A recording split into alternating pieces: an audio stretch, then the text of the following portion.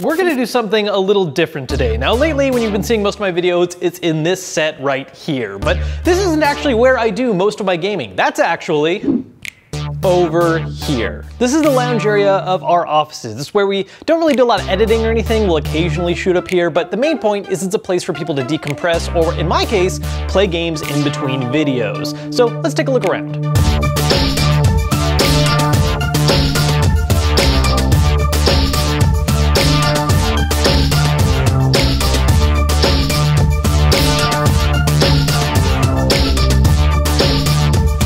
First, let's take a look at the wall of peripherals. Now, the main point of this section is the top shelf where I keep all the different controllers for different systems that I use, including some DualShock 4s for the PS4 in silver and gold. We've got a number of different Joy-Cons here on an actual Switch itself. Also on these grips, I never really use them when I actually play games, but I like having them as a way to display other Joy-Con colors. Also, a couple amiibos rounding it out, my favorite Link one, and Cloud, which I actually just picked up today. These just launched. And further back, there are all the different Xbox One S controllers we have right now. I just did a video on these, plus a couple of designs that we got before from getting different special edition systems.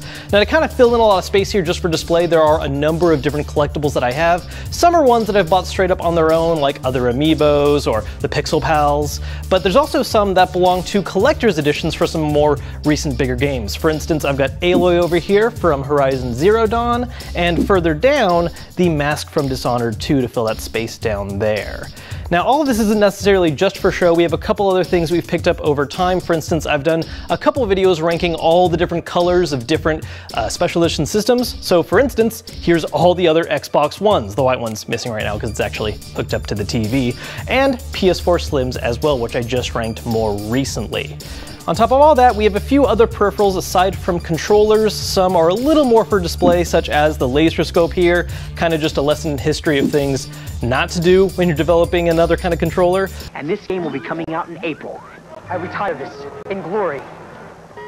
But we also have further down the PSVR, which we do hook up every now and then to the PS4 Pro for playing some games.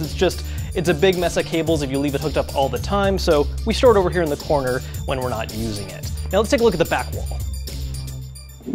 Now this next area might look familiar to some of you because we've actually done a lot of shooting up here, right here on this couch. So behind me, I usually try to showcase some more of my collectibles. Right now I've got the Mega Man Nendo and my Titanfall Pop. There's also a very small collection of games. This isn't my full shelf. Obviously, it's just a couple games I bring in that are either recent hits or stuff in my backlog that I'm trying to get into. Now, there's also a couple Call of Duty games, thanks to Ralphie, which, speaking of which, the really big centerpieces on this back wall are these huge Lego sets that Ralphie has recently built on his new channel, Build, Play, Repeat. And to kind of round those out are a trio of really awesome posters that I'm so glad have finally made their way into a video. I've had them for a while, but we just haven't found the place to fit them yet, so really cool that you guys get to see these finally. Before talking about the TV though, let's take a look at the setup beneath it showing off all of our systems. Now this is a shelf we got at IKEA. The top row is all of our recent systems. We've got the PS4 Pro on one side, Xbox One S on the other, although later this year that's gonna get replaced when the One X comes out.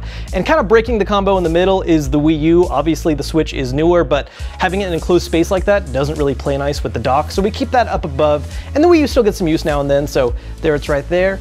On the bottom row are some older systems. Some of them are a little more for display. We were giving Sega a little bit of love with the Dreamcast on one side, Genesis on the other, and in the middle is the Analog NT. That's actually a more recent system that lets you do old school NES gaming, but in 1080p on nicer TVs.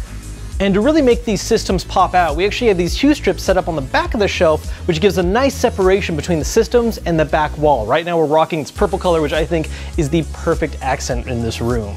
And then of course is the TV. This is an LG OLED TV. I don't remember the exact product number off the top of my head. We'll put that link down below. But the point is, it's a really pretty TV. I'm gonna be honest with you guys, it's not necessarily the best choice if you're doing like hardcore competitive stuff. The latency on it is a bit serious, but when it comes to playing just single player games, things are focused more on visuals and a kind of cinematic feel. It is an incredible choice. So that wraps up our little tour of the gaming room here at the office. If there's anything you guys saw in the video that I didn't really talk about, ask me down below in the comments. I'm also gonna link some of the cooler stuff down below as well, and we'll see you guys later.